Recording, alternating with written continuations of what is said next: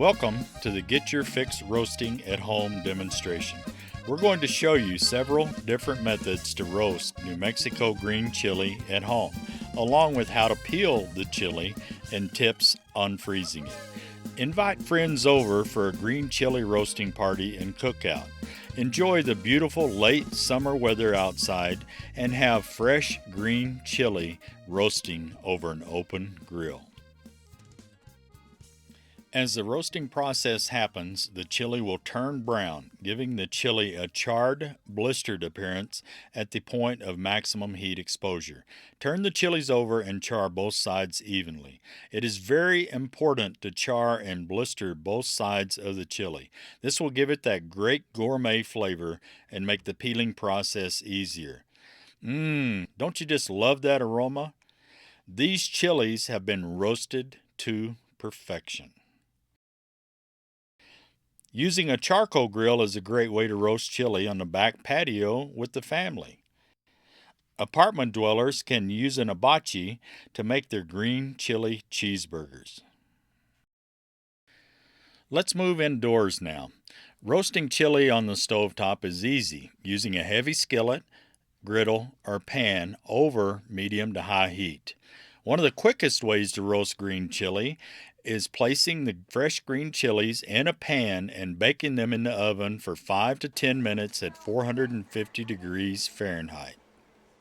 Remember to roast both sides evenly for that authentic flavor and easier peeling. Once the peppers are evenly roasted on both sides, you can place them in a brown paper bag. However, the method of choice for steaming the fresh roasted chilies is to place them between two moist kitchen towels or in a sealable plastic bag. This steaming process takes about 10 to 15 minutes and will make the peeling process quick and easy. Use care when removing the chilies from the steaming process. Always wear gloves. Generally, you can remove the skin or peel with relative ease. If not, let the chili steam a little longer or use water. Place the freshly roasted chili under running water and gently pull the skin away from the edible portion. It's okay to leave a little charred skin to retain that fresh roasted appeal. It is recommended to label the chili with the date and heat level to help identify the chili. Fresh roasted chili can be frozen with or without the peel.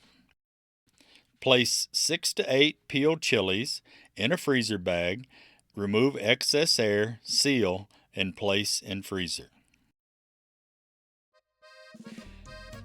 Remove the stems and dice some fresh roasted green chili, making it recipe ready.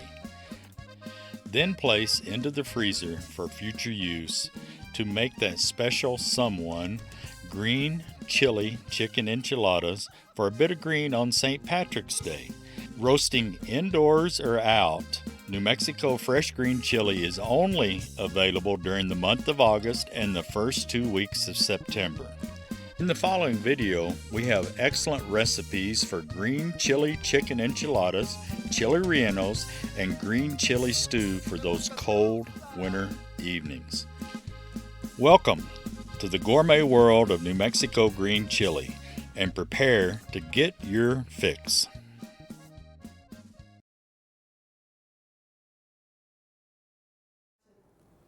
Hello, my name is Dave Hicks, and this is my wife Westy. We are here today to introduce one of New Mexico's most treasured recipes, the green chili chicken enchilada. We are also introducing along with this recipe some of New Mexico's favorite products. We'll start off with the New Mexico green chili. This is a fresh grown item here in New Mexico, uniquely grown in New Mexico. We start off with the long green. This is how you're bringing it out of the store. What this is approximately 2 cups of chopped green chili, which is about 10 fresh green chilies that you'll chop and prepare. We have right here the New Mexico sweet onion. This is chopped about a quarter of an onion chopped up and ready to go. We have the We have of course, the chicken. Now this is an item that can be substituted. These right here are chicken breasts that were grilled and chopped up. That works out fantastic. Or you can also substitute if you're in a hurry. What still tastes great is the canned chicken. Canned chicken tastes great. Just take a can and dump it in there. Or around the holidays, one of our favorite things to do is to get rid of that turkey that's left over, is to substitute the turkey in there. Goes fantastic. This is the cheese that we'll use. This is cheddar cheese and Monterey Jack shredded. This is the cream of chicken soup. This is about 26 ounces. It's the family can. This has got the milk already mixed in it for you and dissolved. We have about 15 corn tortillas here that we'll shred up, quarter them for the bottom of the casserole dish. And the spices that we use are pepper, salt, and garlic. And as far as any of these spices or the onions, you can add more or less depending on what your taste buds are. And this is a casserole that is fantastic for large groups of people, potlucks, family gatherings. It's real easy to throw together, throws in the oven real nicely, and feeds lots of people. Good deal to make. Well, we'll start off on step one here is getting all these ingredients together and starting to prepare it. we'll start with the cream of chicken soup. We'll pour this in. And there's no particular order as you add these in. We can do the cream of chicken soup, the green chili, the chicken. This is about 3 chicken breasts, by the way. And again, you can add more or less if you'd like. And these spices. This is the garlic. This is about a 1/4 teaspoon of garlic. And again, this is something we use about a 1/4 teaspoon. You may want to use more or less of that. And the pepper. And we mix it all together. And this is something that we will start on a medium-high heat. Just let it come to a boil so that it all kind of mixes together well.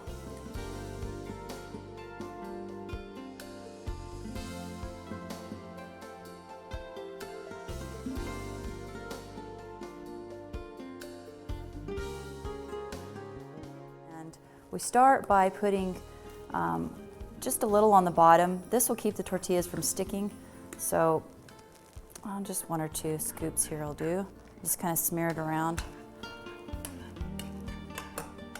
And then Dave's going to start tearing up tortillas and placing them on top of this. And there's no particular way to do this. We just kind of tear it up into quarters and place them in the corners first and then fill in the middle.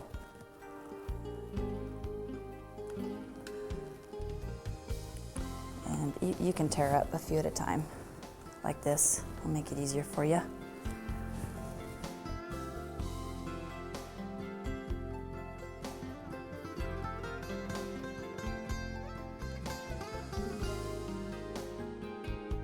This is where the actual layering starts.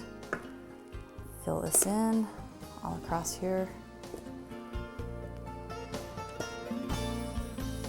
And then the next thing we'll do is the cheese.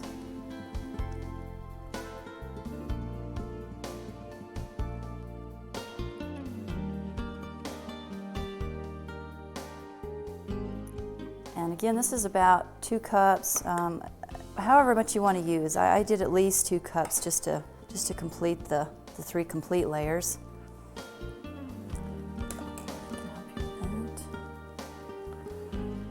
Just try to evenly distribute it. And then back to the corn tortillas again.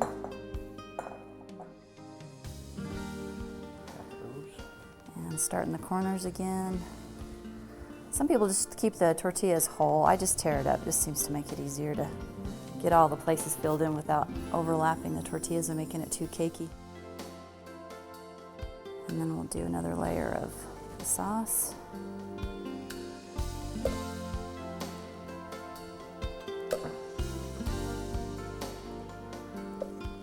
And before we do the cheese, Dave, we need to do the onions. On the second layer, we'll sneak in these good New Mexico onions.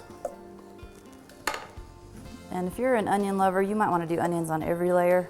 I'm just not sure if just be ready to get a big mouthful of onions, so we just trying to kind of scatter them out a little bit.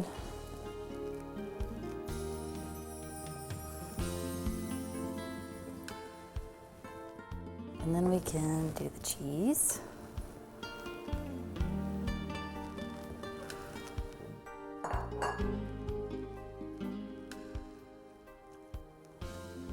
And one more layer here. We'll do this last layer. Corn tortillas.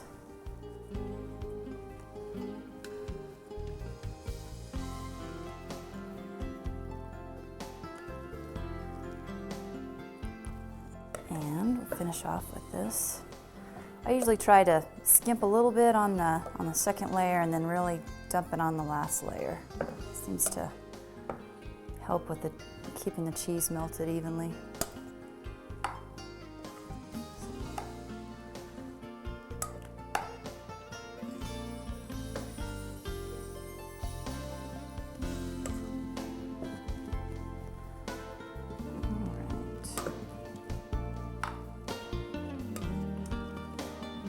Scatter that out what's left.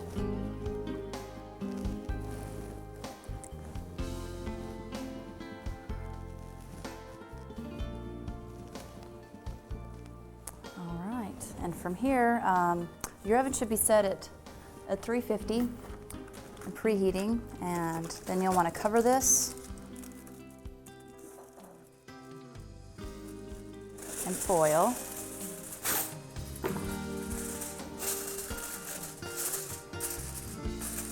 And then we'll put it in the oven. To begin with, put it in for about 20 minutes.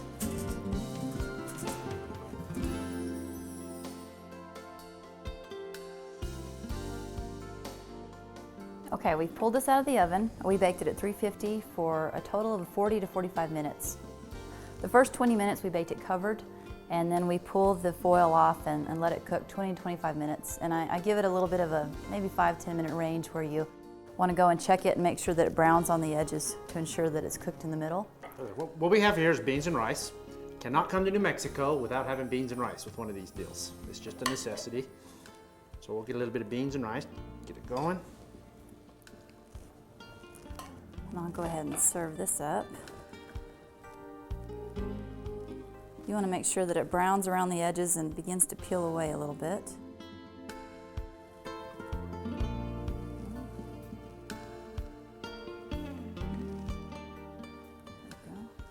Now, although we're serving individual plates right here, one of our favorite ways to serve this is to call it done right here and say, everybody come and get it.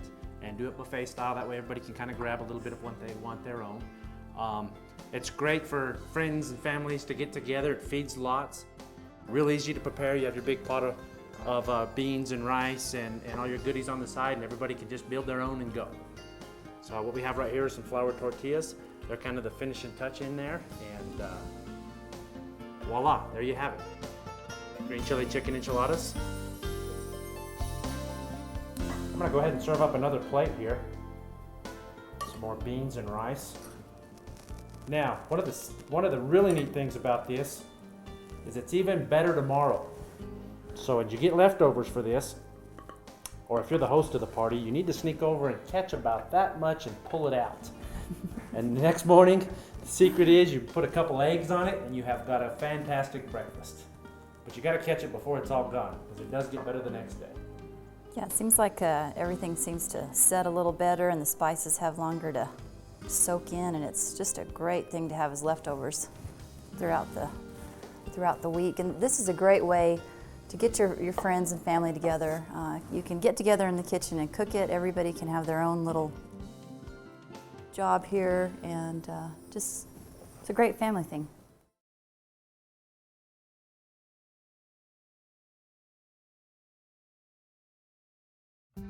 I'm Connie Johnson. I'm going to share with you this afternoon a traditional recipe for chili rellenos. You've been to the grocery store, you've purchased your bag of New Mexico long green chili, had it roasted, you went home, put it in bags, stored it in your freezer.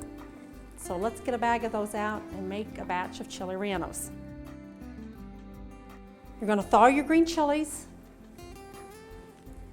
and then begin to peel them. The peeling will come off very easily. The smell is absolutely wonderful. You smell that rich New Mexico tradition of green chili. After you've peeled how many your family will eat, approximately 2 per person, 2 to 3 per person, you're going to make a small slit at the top of the chili to insert your cheese. Some people stuff chili rellenos with cheese, some people stuff them with ground beef that's been browned and cheese, and dip it in the traditional egg white batter. You've peeled your chili and you're ready to prepare your rellenos.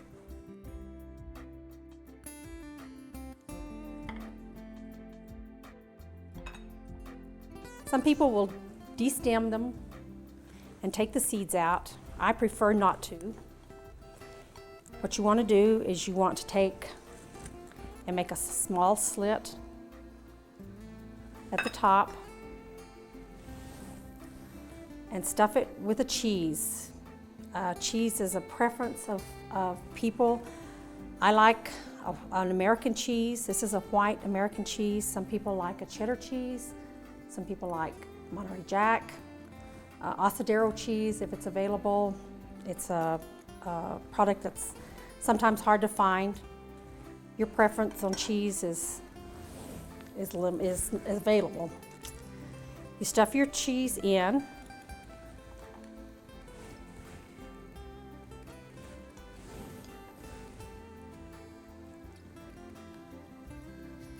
Your chilies are all stuffed and ready to prepare. Next comes your batter. For approximately 6 chilies, you're going to separate 4 eggs, your yolks and your whites. The egg whites will be beat until extremely stiff. Beat your egg yolks. You'll add salt to the egg yolks, and then before you combine the yolks and the whites, you'll sprinkle a little bit of flour, stir it together, and this will be your batter for your chilies. I've separated my egg whites. I'll beat them stiff.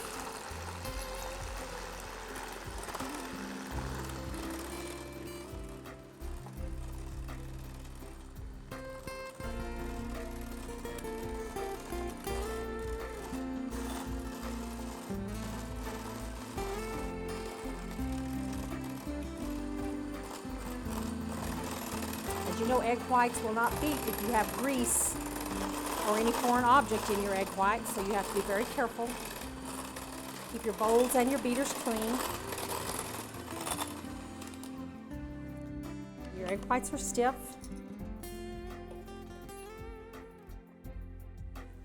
Then you want to stir your egg yolks.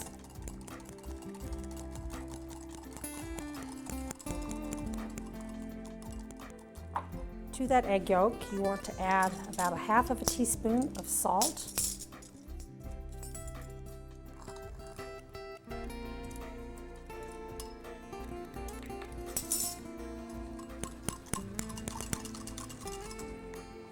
And you're going to fold the egg yolks into the whites.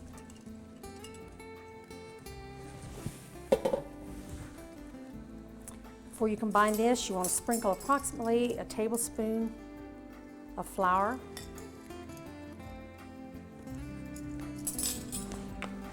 And fold together.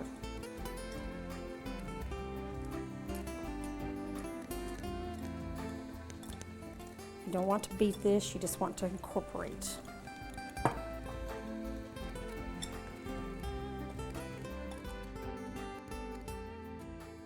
And that's your batter. Approximately 1/2 inch of oil in a skillet, heating.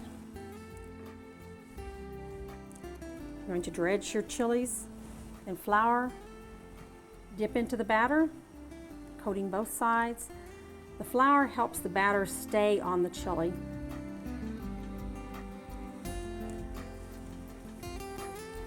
It will take approximately 2 minutes per side to brown, just a nice golden brown.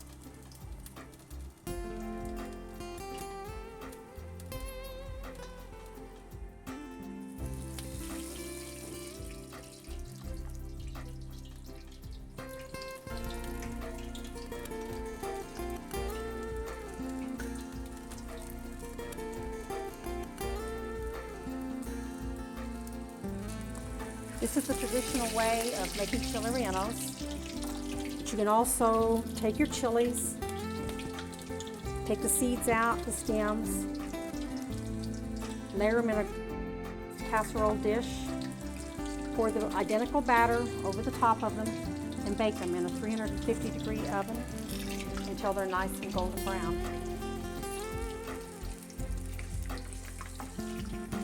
They've browned on one side. Turn them. Take your serving dish, line with some paper towel.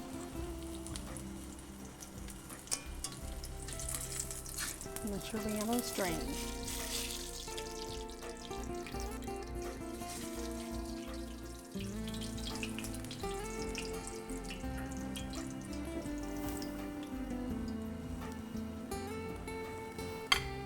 These can be served on a plate with beans and rice.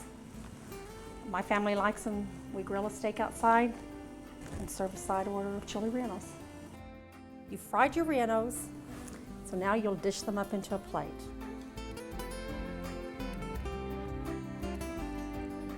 Side of rice and beans.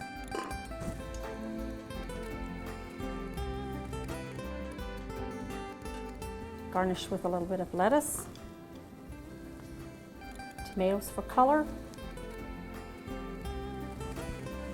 and enjoy a New Mexico tradition.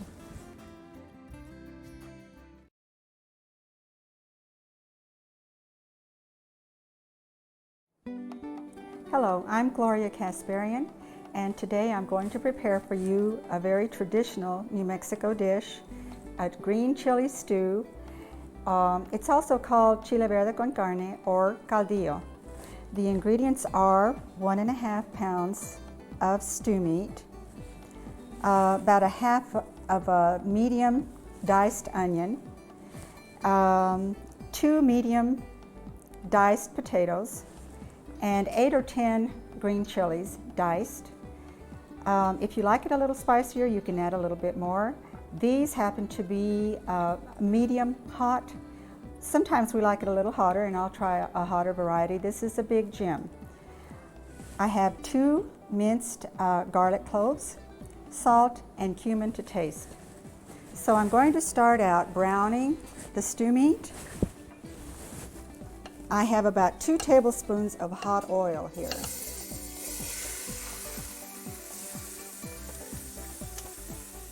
I like to add the onions about the last 2 or 3 minutes just to let them saute a little. After that has sauteed for a couple of minutes, add your garlic.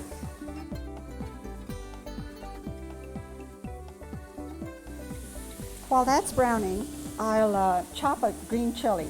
This has been roasted and peeled, and you need to remove the stem and some of the seeds.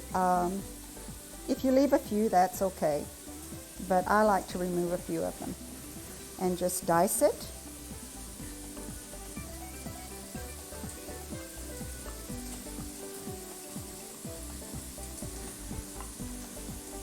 And it's ready to be put into our stew. I like to let the onions saute with the stew meat for a couple of minutes. And then I add my water. And I like to let it simmer for half an hour, depending on how much time you have. And just cover it, let it simmer. We've been letting our stew meat simmer for about 30 minutes, and at this point I like to add my potatoes. Again, this is about 2 medium potatoes diced. And the green chili. This is when the aroma starts really smelling really delicious. I'm going to add the seasoning, about a 1/4 teaspoon of cumin if you like it. This is optional. And about a teaspoon of salt. With this recipe, there aren't any real measurements that you have to follow. I'm going to add a little more water just to make it a little soupier. And now I'll let it cook again for about another 20 minutes or 30 minutes until the potatoes are tender and all the flavors have kind of melded. This recipe is so versatile. You can use it this way as a stew, or you can use it as a side dish with beans and rice and tortilla, or you can let it cook down a little and use it as a burrito filling. If you have any leftovers, just use it for burritos. And while it's simmering, we'll come over here and I'll show you the finished product. This is another way to prepare it. This is much easier. That's the traditional way. This is the more modern way, and it's much quicker for women who work. You can start this in the morning in your crock pot, set it and forget it, and when you get home in the evening, you're going to have a nice, hot, delicious stew when you get home. This is wonderful, delicious New Mexico green chili. This was grown on our farm. It's a big Jim variety, very tasty and wonderful on a cold winter day or on a summer day just as a quick meal.